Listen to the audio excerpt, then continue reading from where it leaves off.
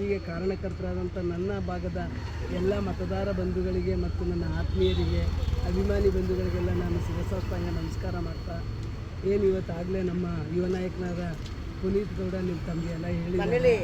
ನಾನು 2018ರಿಂದ 23ರ ತನಕ ಏನು ನಮ್ಮ ಮಂಚೇಗೌಡನ ಕೊಪ್ಪಳು 2ನೇ ವಾರ್ಡ್ನಲ್ಲಿ ನಗರ ಪಾಲಿಕೆ ಸದಸ್ಯೆಯಾಗಿ ನಿರಂತರವಾಗಿ ಕೆಲಸ ಮಾಡ್ಕೊಂಡು ಬರ್ತಾ ಇದೆ. ಅದೇ ರೀತಿ ಇವತ್ತು ನನ್ನ ಹುಟ್ಟುಹಬ್ಬದ ಪ್ರಯುಕ್ತ ನಮ್ಮೆಲ್ಲ ಕಾರ್ಯಕರ್ತರು ಮತ್ತು ಅಭಿಮಾನಿಗಳು ಏನಾದರೂ ಕೂಡ ಮಾಡಬೇಕು, ನೀವು ನಾನು ಯಾವಾಗಲೂ ಯಾವುದೇ ಆಡಂಬರನ ಇಷ್ಟಪಡದೇ ಇರುವಂಥವಳು, ಎಲೆಮೆರೆ ಕಾಯಿಯಾಗಿರಬೇಕು ನಾನು ಅಂಥೇಳಿ ನಾನೇನು ಜನಗಳ ಸೇವೆ ಮಾಡ್ತೀನಲ್ಲ ಅದರಲ್ಲೇ ಜನಾರ್ದನನ್ನ ಕಾಣಬೇಕು ಅನ್ನೋ ಧ್ಯೇಯ ಇಟ್ಕೊಂಡಿರುವಂಥಳು.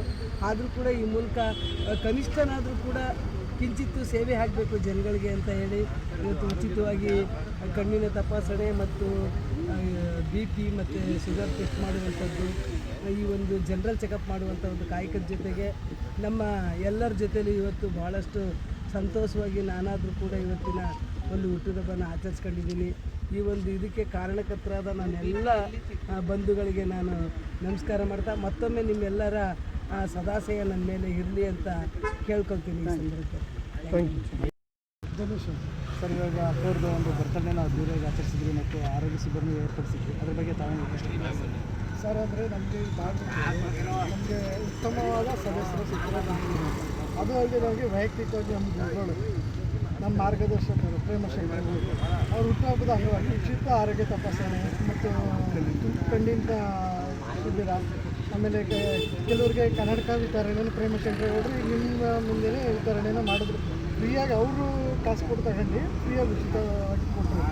ಅದೇ ಥರ ಅವರು ಇನ್ನೂ ಕಣ್ಣಿಗೆ ಗೊತ್ತಿಲ್ಲದೆ ಇದ್ದಂಗೆ ಕಣ್ಮುಂದೆ ಮಾಡೋದೇ ಬೇರೆ, ಹಿಂದೆ ಮಾಡಿರೋದು ಇನ್ನೂ ತುಂಬ ಉದಾಹರಣೆಗಳೈತೆ. ಅದನ್ನ ನಾನು 24/7 ನನಗೆ ಗೊತ್ತು.